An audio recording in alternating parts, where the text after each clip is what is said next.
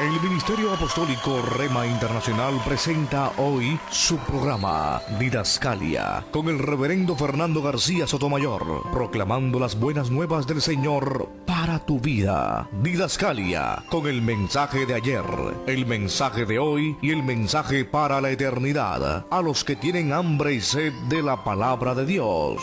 Didascalia, un querigma de Dios para que oiga el que tiene oídos para oír.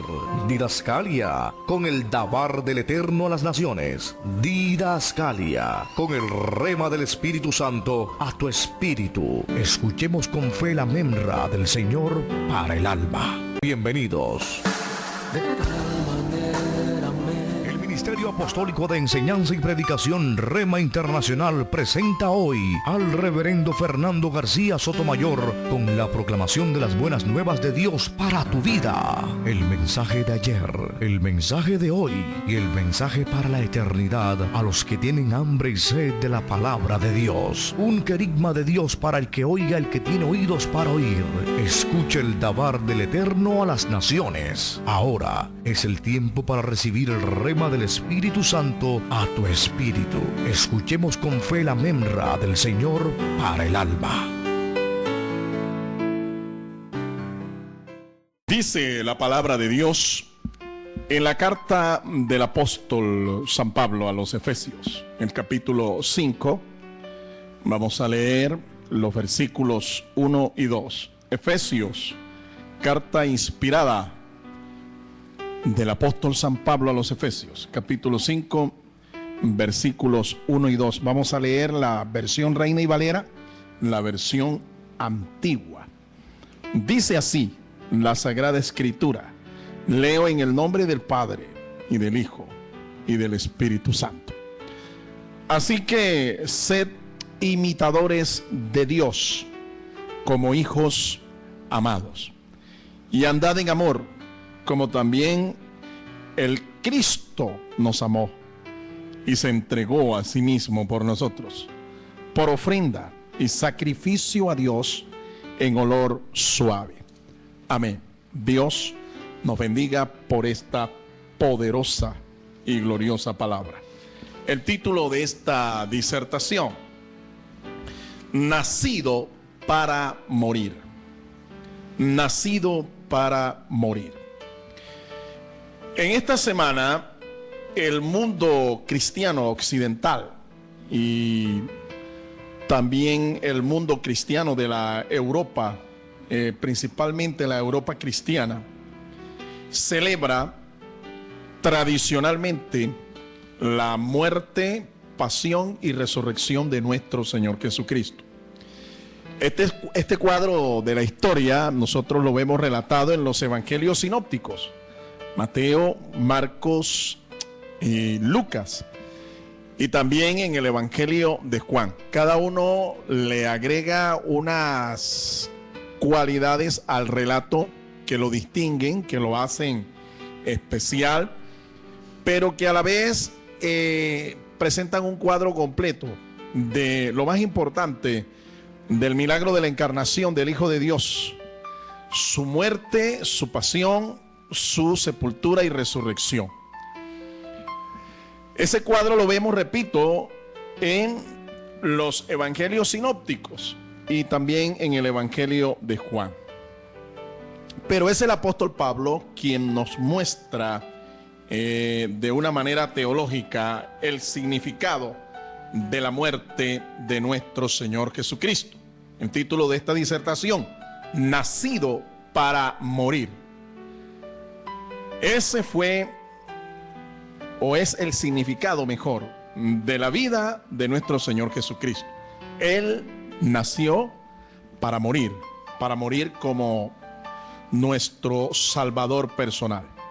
Pablo, de una manera magistral, inspirado del Señor, nos muestra el sentido teológico de la muerte de Cristo. Y es lo que en esta tarde, con la ayuda del Señor, pretendo compartir con usted. Se cuenta que hace muchos años el actor ya fallecido Ernest Borgnine, un actor de cine, conoció a Jesús como su Salvador personal al caracterizar en la película El mártir del Calvario. Él protagonizó el papel del centurión romano que supervisó la crucifixión y la muerte de Jesús. Se dice que Ernest Borgnine tuvo una visión en ese cuadro que cambió su vida. Cuando él estaba reconociendo que verdaderamente Jesús era un hombre justo, que era el Hijo de Dios, tuvo una visión en el cuadro de esa película mientras estaba caracterizándola y cambió su vida totalmente. Es que la vida de Cristo es realmente apasionante, es extraordinaria. Jesús de Nazaret es el hombre más extraordinario que ha pisado esta tierra. Nadie que con un sentido crítico estudie la vida de Jesús de Nazaret, puede ser la misma persona después. No puede ser la misma persona después, porque la vida de Cristo es impactante. Su vida, su nacimiento, su ministerio, su enseñanza, sus obras, su muerte, su resurrección, son verdaderamente extraordinarias. No son eventos comunes, como lo es en la vida de cualquier persona, de cualquier ser humano. Su ministerio fue extraordinario, su enseñanza fue extraordinaria, sus obras fuera de serie, su muerte extraordinaria, su resurrección única, su exaltación al cielo. Todos estos cuadros nos muestran lo extraordinario de la vida de nuestro Señor. Al recordar la muerte de nuestro Señor Jesucristo, debemos reconocer que ella constituye una de las doctrinas fundamentales del cristianismo. Creer que Jesucristo murió es doctrinalmente fundamental para todo cristiano.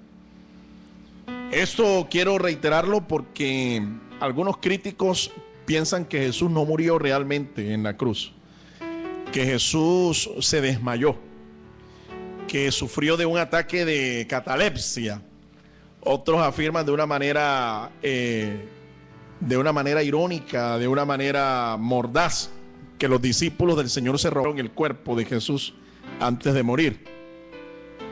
Todas estas son opiniones malsanas que quieren poner en duda, en descrédito, que Jesús verdaderamente murió. Él murió, tenía que morir, él nació para morir. Un sacrificio perfecto se necesitaba para resolver el problema del pecado en el hombre. El problema más grande, el más mayúsculo de todos, el problema del pecado. Para eso se necesitaba un sacrificio perfecto, que tuviera el poder de borrar, de destruir el pecado. Y la muerte de Cristo fue ese sacrificio perfecto. Está caracterizado por las siguientes realidades. Número 1, la muerte del Cristo, nuestro Señor, fue un sacrificio voluntario. Déjeme decirle que a Cristo no lo mataron los romanos, a Cristo no lo mataron tampoco los judíos, a Cristo no lo mató ningún hombre.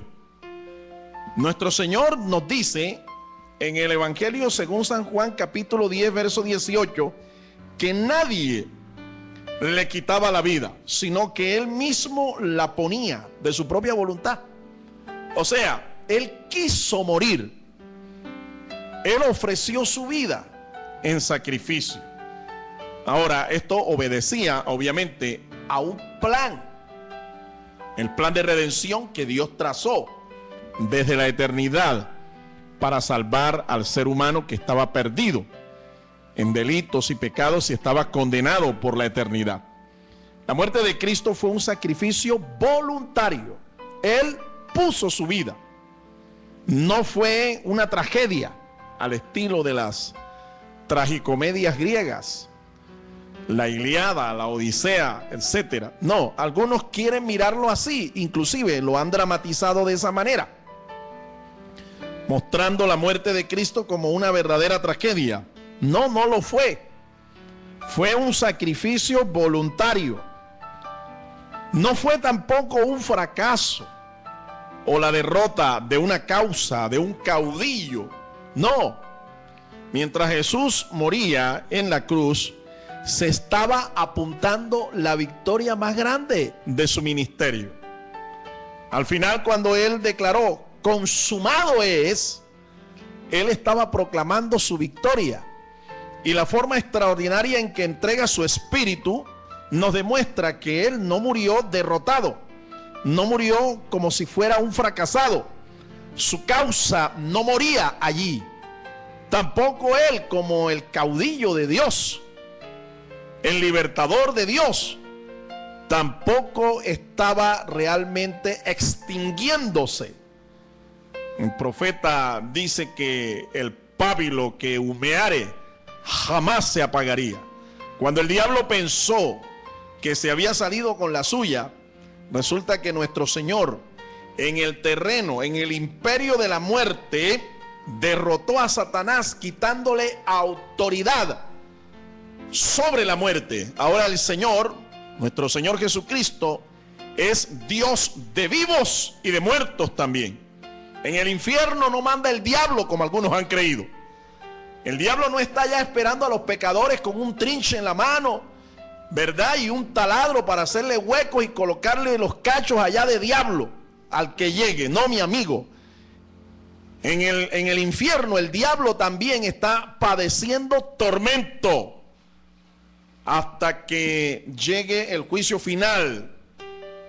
Y allá pues sean lanzados todos a los que él ha engañado por la eternidad. Así es que no fue el fracaso del caudillo de Dios, no fue el fracaso de la causa del cristianismo, antes por el contrario, fue la victoria más grande, porque Jesús es declarado Señor y tiene las llaves del imperio de la muerte. Alabado sea el nombre del Señor. Ahora, tampoco fue una farsa, como lo hemos dicho. Algunos han criticado, algunos han tratado de explicar que Jesucristo no murió, que Él se desmayó, que después que estaba en la tumba, los fuertes olores del calor que estaba allí en esa cueva concentrado con las especies aromáticas con las que lo envolvieron, reanimaron su cuerpo y Él volvió en sí una vez que había sido sepultado y colocado en esa cueva. Yo le digo realmente que se necesita tener más fe para creer semejante paquito, semejante historieta, que para creer lo que los evangelistas han narrado. Él murió y los soldados romanos lo comprobaron atravesándole el costado con una lanza. Le iban a quebrar las piernas para acelerar su muerte y se dieron cuenta que ya estaba muerto. Y para comprobarlo, le atravesaron el costado del pecho con una lanza y al instante, dice las escrituras, que brotó de su pecho plasma sanguíneo, que es el vocablo griego que se usa allí y que fue traducido como agua. No es agua, es plasma. Plasma sanguíneo y sangre. Eso es lo propio del cuerpo de alguien que ya ha muerto. Son los signos post-mortem de alguien que ya biológicamente ha muerto y que su pecho estaba congestionado porque su corazón había explotado. El Salmo 22, el salmista dice que su corazón se derretiría como la cera. Su corazón se explotó, se reventó. Así es que al atravesarle el costado del pecho era obvio que estos signos aparecieran. Él estaba realmente muerto. Él no estaba imitando allí el estar muerto. Él fue realmente extraordinario como ser humano. Su vida fue planificada desde la eternidad. Su sacrificio fue planificado desde la eternidad. Por eso no fue un accidente, no fue una tragedia, no fue un fracaso. Fue un sacrificio y un sacrificio voluntario. Al morir Jesús nos preguntamos, alguien me hizo esta pregunta una vez, ¿al morir Jesús murió Dios? La respuesta es no. Dios es una sustancia personal que coexiste en tres individuos, tres personas: Padre, Hijo y Espíritu Santo. El Padre es Dios, el Hijo es Dios y el Espíritu Santo es Dios. Ahora, en Jesucristo hubo dos naturalezas. Él era 100% humano y 100% divino. Cuando muere en la cruz del Calvario, quien muere es Jesucristo, el hombre, Jesús de Nazaret. Pero Dios no muere, Dios es eterno. ¿Murió Jesucristo espiritualmente? También me preguntaron en una vez, en una de nuestras clases, de nuestro proyecto educativo a nivel del seminario y de la universidad. Nos preguntó alguien que si Jesucristo murió espiritualmente.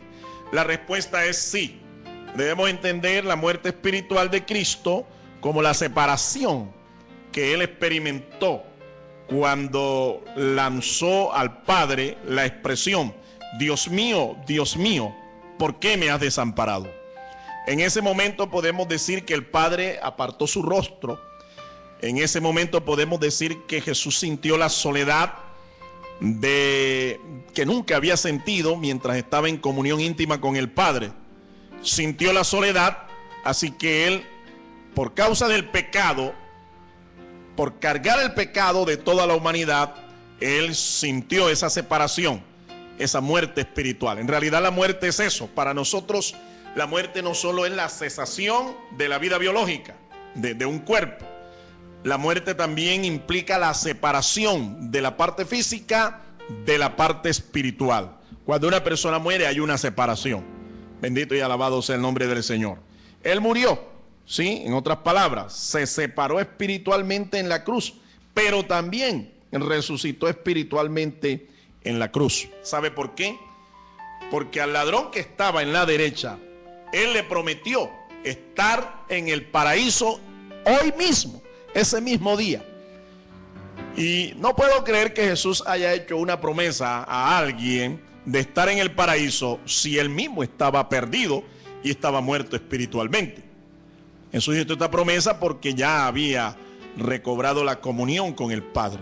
Alabado sea el nombre del Señor. Así es que para ser Señor de los vivos y de los muertos, Él también tenía que morir y resucitar espiritualmente. En segundo lugar, la muerte de Cristo fue un sacrificio expiatorio. Dice el apóstol Pablo en la carta a los Romanos, el capítulo 3, versículo 25, que Dios el Padre puso al Hijo por expiación mediante la fe en su sangre para remisión de nuestros pecados. ¿Qué quiere decir esto? Que el sacrificio de Cristo es un sacrificio que limpia. El sacrificio de Cristo, su sangre derramada ahí en la cruz del Calvario, es lo único que nos puede limpiar de pecado. Es lo único que puede hacer expiación. Es lo único que puede remitir nuestros pecados, alejar nuestros pecados de nosotros. La expiación de Cristo es el método por medio del cual Dios quitó nuestro pecado original. Él fue la propiciación por nuestros pecados. Su sacrificio fue un sacrificio expiatorio, un sacrificio que limpia, un sacrificio que libera del pecado. La expiación de Cristo es la base de nuestra completa salvación. Ser salvo, mi amigo, significa no solamente dejar de tomar, dejar de fumar, dejar de robar, dejar de mentir y convertirse a evangélico. No, ser salvo es más que eso.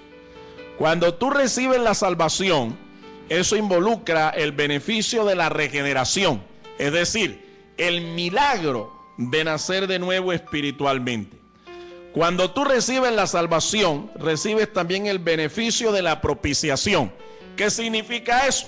Que Dios te ve ahora a través de la sangre de nuestro Señor Jesucristo. Dios no te ve directamente. Dios el Padre te ve a través del sacrificio propicio de nuestro Señor Jesucristo. Es interesante, mira, esto está ilustrado de esta manera. Cuando en la antigüedad alguien pecaba, en Israel, se llevaba un sacrificio y el sacerdote tomaba la sangre de ese animal que se ofrecía en sacrificio después de degollarlo y la rociaba sobre la tapa de un arca, el arca del pacto, en donde habían 2 querubines. Esos 2 querubines eran testigos de la justicia de Dios, y el sacerdote tomaba la sangre de ese animal y la rociaba sobre la tapa. La tapa se llamaba propiciatorio, la tapa de esa arca. Por eso es que Él, Jesucristo, es nuestra tapa. Él es nuestra propiciación. Él nos cubre con su sangre. Yo lo tengo que estar diciendo todos los días: sangre de Cristo, cúbreme. Sangre de Cristo, cúbreme, porque yo por la fe ya estoy cubierto por la sangre de Jesucristo. Así que aquí hablo a los cristianos que cada ratico están invocando la sangre de Cristo como si esto fuera un sortilegio o como si esto fuera un fetiche, una especie de conjuro. No, mi amigo, no, mi hermano. Ya nosotros estamos cubiertos. Ya nosotros estamos bajo la cobertura, bajo la propiciación de la sangre de Jesús. Su sacrificio expiatorio nos cubre siempre. Mientras que estemos en Cristo, mientras tengamos fe en su sacrificio nos cubre. Y Dios nos ve a través de su sangre, como si nunca jamás hubiéramos pecado. Nos ve cubiertos. Cuando tú recibes la salvación, esta salvación involucra el beneficio de la redención. Es decir, nuestra salvación fue comprada a un precio. Fue pagada por medio de un rescate. Ese rescate fue la misma vida de Cristo. Por eso no nos pertenecemos ya a nosotros, porque Él nos compró. Él nos rescató. Nuestra vida ahora le pertenece a Él. Cuando tú eres salvo, la salvación también involucra el beneficio de la reconciliación. Por medio de la fe en Cristo y en su sacrificio perfecto, nosotros hemos sido reconciliados. El pecado nos hacía enemigos de Dios. El pecado nos alejaba de Dios, nos hacía hijos de ira, reos de condenación.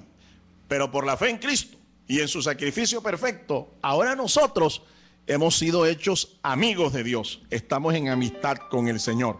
Cuando somos salvos, esto involucra también el beneficio de la justificación. Dios emite un decreto judicial. El cielo se pronuncia y nos declara completamente inocentes, como si nunca jamás hubiéramos pecado. Eso es un beneficio maravilloso. Eso es un beneficio grande. Y ese es un beneficio permanente. Todos los que hemos sido salvos, hemos sido justificados pues por la fe en Jesucristo y tenemos paz para con Dios. Cuando somos salvos, esto involucra también la adopción a la familia de Dios. Antes éramos hijos del diablo. Ahora somos hijos de Dios. Antes éramos hijos de las tinieblas. Ahora somos hijos de la luz. Antes adorábamos a los ídolos. Ahora adoramos al Dios vivo. Antes no teníamos familia. Éramos peregrinos y extranjeros aquí en esta tierra. Ahora no. Ahora hemos sido hechos cercanos por la sangre de Jesucristo. Ahora somos parte de la familia de Dios. Tú eres un hijo de Dios por la fe y eres hermano en Cristo por la fe de todos los que creen en Él. La salvación también involucra la santificación. ¿Qué quiere decir eso? Que por tu fe en el sacrificio de Cristo, Él te imputa todos los méritos del santo Jesucristo, el santo de los santos. Mientras que en la cruz del Calvario, Dios el Padre colocaba en Él todos nuestros pecados, nos transfería de una manera simultánea todos los méritos de la justicia de Cristo. Por eso ahora somos santos, porque en Él hay absoluta y completa santidad. Y mientras estés en Él, Dios te mira santo. Alabado sea el nombre del Señor. La salvación también involucra el beneficio de la glorificación. Nuestra fe también nos da la esperanza de que un día, si llegamos a morir, cuando Cristo venga por nosotros, cuando Cristo venga por la iglesia, los muertos en Cristo resucitarán y con un cuerpo inmortal. La gloria que envolvió el cuerpo de Cristo mismo cuando resucitó, también nos envolverá a nosotros. Así que la expiación de Cristo proporciona los siguientes favores. Escuche con atención. Cuando usted cree que el sacrificio de Cristo es un sacrificio expiatorio, usted recibe estos favores: perdón de pecados, sus pecados le son perdonados; liberación del poder del pecado. El pecado tiene poder y esclaviza, aunque muchos no lo quieren reconocer. Están tan ciegos que no se dan cuenta que son unos esclavos del pecado. Pero cuando tú estás en Cristo, cuando tú recibes la salvación, cuando tú eres expiado por nuestro Señor Jesucristo, tú recibes liberación del poder del pecado. Recibes también liberación de la muerte eterna. No morirás en condenación eterna. No serás lanzado al lago que arde con fuego y azufre. Recibirás, por el contrario, vida eterna y victoria sobre Satanás, victoria sobre la muerte. La muerte misma ha sido vencida ya por nuestro Señor Jesucristo. Y todos aquellos que están en Cristo, aunque estén muertos, vivirán. Alabado sea el nombre del Señor. Pregunto ahora, ¿por qué la obra de Cristo entonces no alcanza a los ángeles que cayeron? La Biblia nos habla de que una tercera parte de los ángeles cayeron en rebelión y fueron expulsados del cielo con su príncipe Satanás. ¿Por qué para ellos no hay redención? ¿Por qué para ellos no hay expiación? Es muy sencillo de responder esto. La Biblia nos enseña en el libro de Levítico, en el capítulo 17, versículo 11, que la expiación está basada en un sacrificio cruento, es decir, un sacrificio de sangre. El sacrificio de Cristo involucró el derramamiento de su sangre. La expiación es entonces diseñada para seres de carne y de hueso. La naturaleza de los ángeles no está constituida de sangre y de carne. Los ángeles pecaron en la eternidad, la humanidad no. Pero aunque nosotros hemos pecado en el cronos, en el tiempo, y los ángeles pecaron en la eternidad, para nosotros sí hay redención, mas no para los ángeles, porque los ángeles pecan en un estado eterno, diferente del nuestro. La expiación se hizo para los que pecan en el cronos, en el tiempo cronológico, y tiene alcance eterno. Todo el que es salvo en Cristo y permanece en Él es salvo por la eternidad.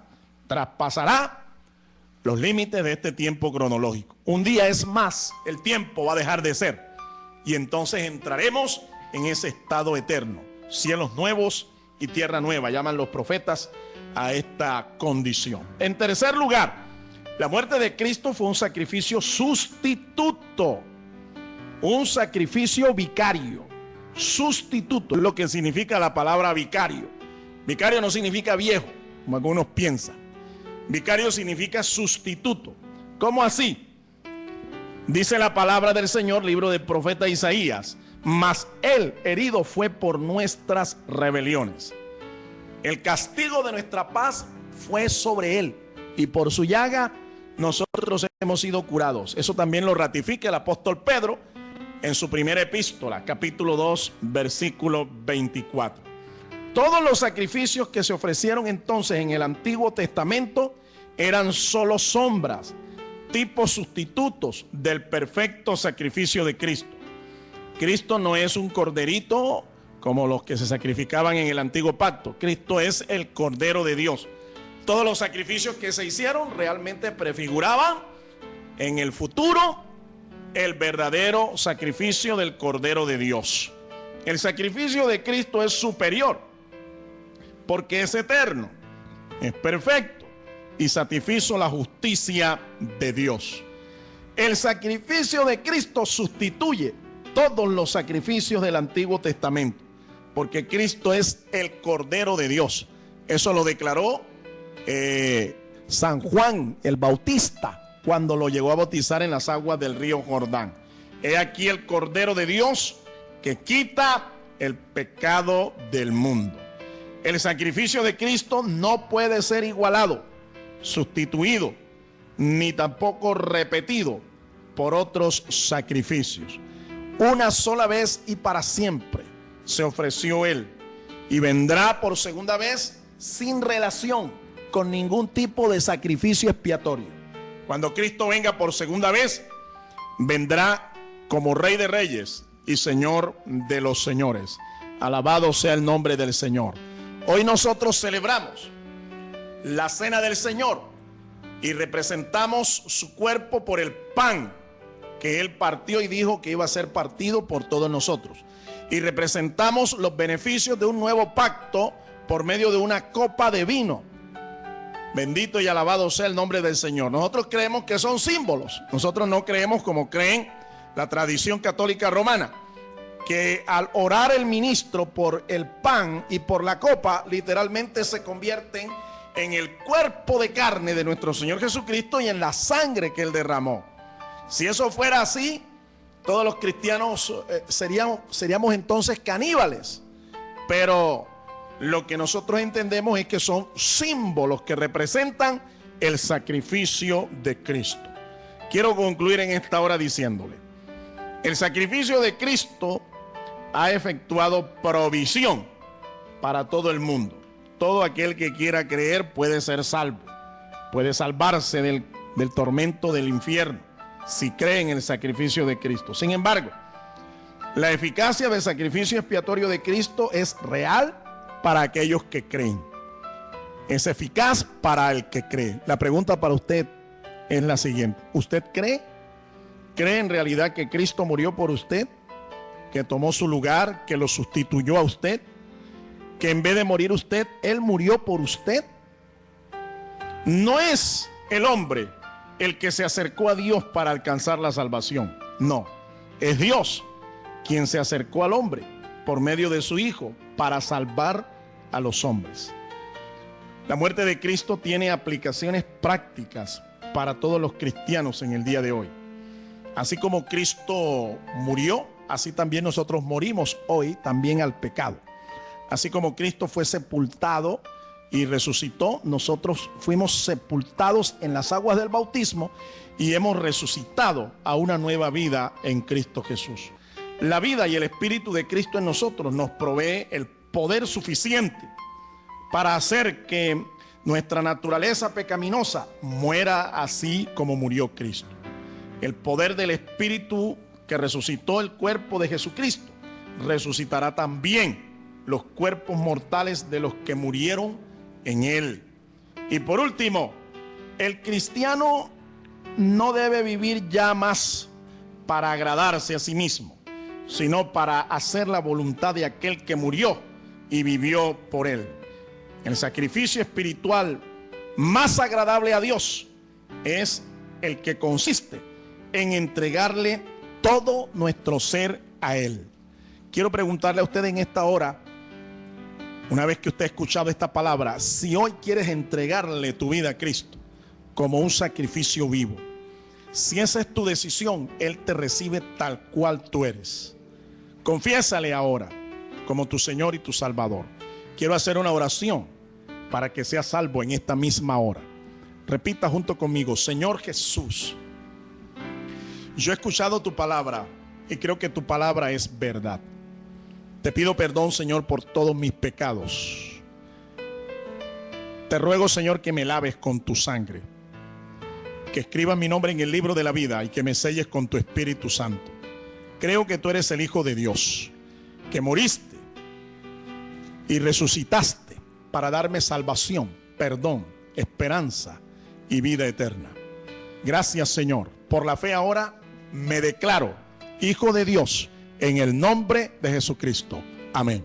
El Ministerio Apostólico Rema Internacional pone a disposición esta predicación. Ofrecemos ministración a simposios, seminarios, campañas evangelísticas, educación globalizada sana y de carácter interdenominacional. Escríbanos a ministerioremainternacional@gmail.com o llámenos al celular 316-270-7181. Todo tiene su tiempo y todo tiene su hora. Tiempo de hablar y tiempo de callar. El Ministerio Apostólico Rema Internacional presentó su programa Didascalia con el reverendo Fernando García Sotomayor, proclamando las buenas nuevas del Señor para tu vida. Regresaremos pronto con el Dabar del Altísimo a las naciones, el querigma del Eterno para el que tiene hambre y sed de la palabra revelada. Póngase en contacto con nosotros para edificarle en su fe. Shalom Shalom Ubraha Adonai. Paz y bendición del Señor. Hasta entonces.